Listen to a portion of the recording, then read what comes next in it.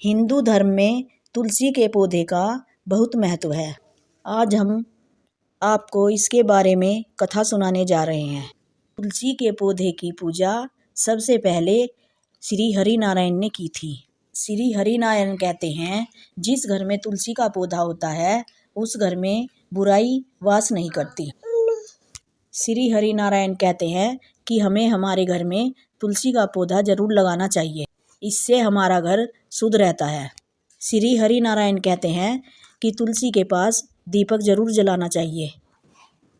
देवी सत्यभामा श्री कृष्ण के पास आई और उन्होंने तुलसी जी में दीपक जलाने का महत्व पूछा और उन्होंने पूछा कि दीपक लगाते वक्त कौन सा मंत्र बोलना चाहिए। भगवान श्री कृष्ण कहते हैं कि हे देवी, तुमने आज बहुत ही उत्तम प्रश्न पूछा है। इस प्रश्न से समस्त जगत का कल्याण हो जाएगा। इससे तुम्हें तुम्हारे सभी प्रश्नों के उत्तर मिल जाएंगे। शाम के समय तुलसी के पास दीपक जलाने का क्या महत्व होता है, मैं तुम्हें इस कथा में बताऊंगा। इस कथा को ध्यान से सुनना और इस कथा को सुनने मात्र से ही मनुष्य के समस्त पाप धुल जाते हैं। हे प्रभु, आप मुझे इस कथा को सुनाइए, मैं ध्यानपूर्वक सुनूंगी। जब भगवान श्री कृष्ण देवी सत्यभामा को कथा सुनाने लगते हैं। हे देवी, बहुत समय पहले की बात है।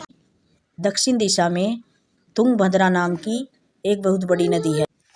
उसी नदी के किनारे एक बहुत सुंदर हरिपुर नाम का गांव बसा हुआ है। उसी गांव में हरि दीक्षित नाम के ब्राह्मण निवास करते थे। वे बहुत सुंदर और सुशील और वेदों के ज्ञाता, अच्छे मार्ग पर चलने वाले थे। उसी ब्राह्मण की एक पत्नी थी जिसे लोग अच्छा नहीं मानते थे, क्योंकि वह अपने पति को अपमानित करती रहती थी।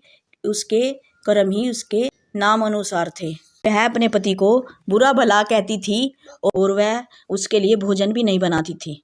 अपने पति के साथ वह कभी भी प्रेम व्यवहार नहीं करती थी और जो भी उसके पति के रिश्तेदार आते थे उन्हें बुरा भला कहकर भगा देती थी। वह गलत औरतों में घूमती रहती थी और उसका मन पराये पुरुषों में लगा रहता था। पेड़ के नीचे खड़ी होकर वह पराये पुरुषों को निहारती रहती थी। एक दिन उसके पति ने समझाया कि तेरा यह आचरण सही नहीं है, इसीलिए तुम अभी से ये सारे बुरे काम करना छोड़ दो। तुम्हारे इस व्यवहार से मुझे बड़ा दुख होता है। उसने अपने पति की ये बात सुनकर अपने पति को बुरा भला कहना शुरू कर दिया। मुझे विवशता के कारण तेरी इस झोपड़ी में रहना पड़ता है। तू मेरी कोई भी इच्छा पूरी नहीं करता। किसी दिन मैं तुझे छोड़कर चली जाऊंगी। अगर मैं तुम्हारे साथ रहूंगी तो मुझसे पापी होंगे। इसलिए दीक्षित ने अपनी पत्नी से कहा, हे प्रिय, तुम ये बुरे विचार छोड़ दो। जो स्त्री इतने बुरे विचार रखती अपने पति के विरुद्ध, उसे नरक में जाना पड़ता है। उस दुराचारी पत्नी ने कहा, कोई काम धंधा तो करते नहीं, मुझे भी झूठन ही खिलाते हो। नरक में तो तुम्हें जाना पड़ेगा। तुम्हारे साथ रहने से तो अच्छा है कि मैं नरक में जाकर रहूं। इस प्रकार उस दुराचारी पत्नी ने अपने पति को बहुत बुरा भला सुनाया। भगवान श्री कृष्ण कहते हैं, हे देवी, जो स्त्री अपने पति का अपमान करती है उसके घर में दुर्भाग्य ही आता है। हे देवी, जो पत्नी अपने पति को छोड़ पराये पुरुषों के पास जाती है उसे तो नरक में ही जाना पड़ता है। हे देवी, ये सुनो, उस दुराचारी स्त्री के साथ क्या होता है। वह स्त्री पेड़ के नीचे जाकर खड़ी हो जाती है और सुंदर पुरुष का इंतजार करती है। कोई पुरुष नहीं आया, इसलिए वह अत्यंत दुखी हो जाती है। जब वह खड़ी बड़बड़ा रही थी तो तभी नींद में से बाघ उठ गया और उसे खाने के लिए दौड़ा। जब उसने बाघ को अपने सामने खड़ा पाया तो वह घबराने लगी। इतने वह कुछ कर पाती, इतने में ही उस बाघ ने उसे पंजे से घायल कर दिया और वह स्त्री जमीन पर गिर गई और वह चिल्लाते हुए बोली, अरे बाघ, तू मुझे क्यों मार रहा है और क्यों आया है? मैं तो यहाँ अपने प्रियतम को खोज रही थी। तू मुझे छोड़ दे, मुझे खाकर तुझे क्या मिलेगा? उस स्त्री की बात सुनकर वह बाघ क्षण भर के लिए रुक गया। उस स्त्री की बात सुनकर बाघ बोला, मुझे आज परमात्मा ने भेजा है तुझ जैसी दुराचारी स्त्री को खाने के लिए।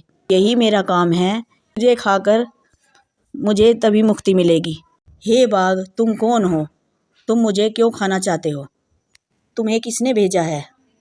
पहले मुझे बात बताओ। हे पापिनी, मैं तुम्हें अपने पहले जन्म की सारी बातें बताता हूँ। किस कारण से मुझे बाघ होना पड़ा? उत्तर में एक पवित्र नदी थी, जिसके तट पर एक बहुत सुंदर गांव बसा हुआ था। यह गांव अपने सुंदर मंदिरों और शांत नगरी के लिए, पूजा पाठ के लिए बहुत प्रसिद्ध था। वहाँ एक ब्राह्मण का परिवार निवास करता था। मैं उस ब्राह्मण के घर जन्मा था। मेरा नाम देव था। मेरे पिता एक आदर्श ब्राह्मण थे और वह धर्म पूजा पाठ में बहुत ध्यान रखते थे। हे स्त्री, मैंने अपनी किशोरावस्था में वेदों का अध्ययन किया, हवन और पूजा पाठ में श्रेष्ठ हो गया। जैसे जैसे मैं बड़ा होता गया, मेरे मन में धन का लोभ बढ़ता गया।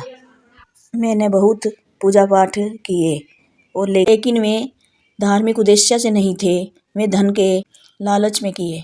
मैं उन पापियों के लिए भी यज्ञ करता था जो धर्म से बहुत दूर थे। मैं उनके घर भोजन भी करता था और उनके गलत कार्यों के लिए भी हवन करता था।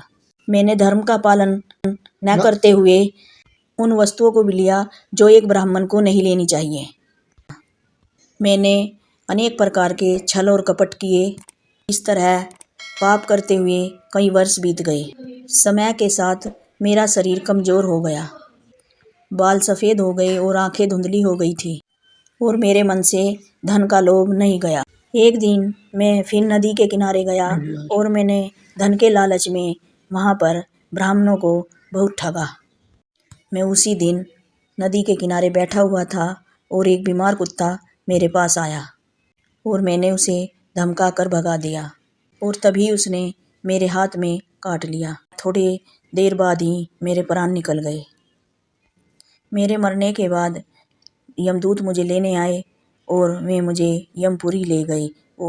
वे बहुत ही भयानक थे। जब मुझे यमराज के पास खड़ा किया गया तो यमराज बोले, चित्रगुप्त, इसका लेखा जोखा बताओ। हे यमराज, इसका नाम देव था।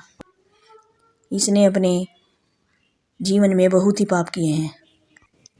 इसने धर्म के नाम पर बहुत लूटपाट की और इसने धर्म के नाम पर, भगवान के नाम पर बहुत लोगों को ठगा। इसने कभी भी धर्म का पालन नहीं किया।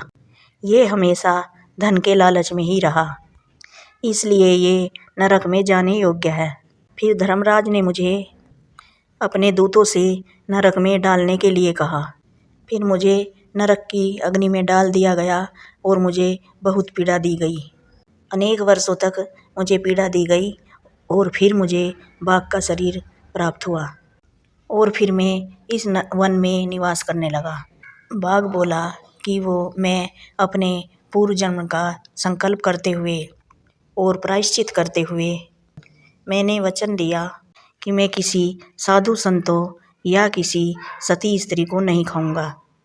मैं उन दुराचारियों और पापियों और गलत राहों पर चलने वाले को ही खाता हूँ, जिन्होंने अपने जीवन में अधर्म की राह पर चलकर दूसरों को ही दुख दिया है। मैं उनको ही खाता हूँ। मुझे पूरा विश्वास है कि मेरे ऐसा करने से अपने पूर्व पापों से मुक्ति मिल जाएगी और मैं इस शरीर से जल्दी ही मुक्त हो जाऊंगा। श्री कृष्ण कहते हैं, हे देवी, उस बाघ ने अपने पूर्व जन्म की सारी कथा सुना दी और उस स्त्री से कहने लगा, तेरे आचरण से मुझे तू पापिनी लग रही है। तू अपने पति को छोड़कर अन्य पुरुषों की राह क्यों देख रही है? इसलिए आज मैं तुझे जरूर खाऊंगा। इतना कहकर उस बाघ ने उस स्त्री को मारकर खा लिया और फिर वह बाघ वहाँ से चला गया। उस स्त्री की मृत्यु के बाद यम के दूत आए और उसे लेकर चले गए और वहाँ पर उसे यमराज के सामने खड़ा किया गया और चित्रगुप्त ने उसका लेखा जोखा बताया। चित्रगुप्त बोले, ये स्त्री तो बहुत पापिनी और दुराचारी है। इसने अपने पति की कभी सेवा नहीं की, हमेशा उसको बुरा भला कहा। उसकी बात सुनकर धर्मराज बहुत क्रोधित हुए और उन्होंने अपने दूतों को अग्नि के कुंड में डालने के लिए उस स्त्री को भेज दिया। धर्मराज की ये बातें सुनकर स्त्री बहुत भयभीत हो गई और धर्मराज से हाथ जोड़कर क्षमा मांगने लगी। हे धर्मराज, मुझसे जो भी पाप हुए हैं अनजाने में हुए हैं। धर्मराज बोलते हैं, हे स्त्री, तुमने जो भी व्यवहार किया है वह सब बहुत बुरा है, इसके लिए कोई प्रायश्चित नहीं है, इसलिए तुम्हें अब नरक में जाना ही पड़ेगा। यमराज ने फिर अपने दूतों से आदेश दिया कि इस स्त्री को ले जाओ और इसे नरक में डाल दो। यम के दूत उसे नरक में ले जाते हैं और फिर उसे तेल के कुंड में पकाया जाता है। इस प्रकार अनेक वर्षों तक नरक भोगने के बाद वह पापिनी स्त्री दोबारा पृथ्वीलोक पर आई और चांडाली के रूप में उत्पन्न हुई।